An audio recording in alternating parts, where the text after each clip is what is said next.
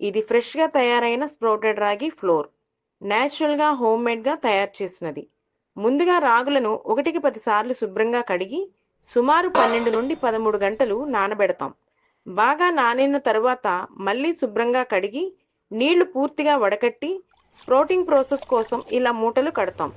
ఇలా మొలకలు వచ్చిన తర్వాత సూర్యరశ్మిలో బాగా ఎండబెట్టి పూర్తిగా డ్రై అయిన తర్వాత పౌడర్గా అయితే తయారు చేస్తాం. సాధారణ రాగి పిండితో పోలిస్తే స్ప్రౌటింగ్ చేసిన రాగిలో పోషక విలువలు రెండింతల శక్తి కలిగి ఉంటాయి.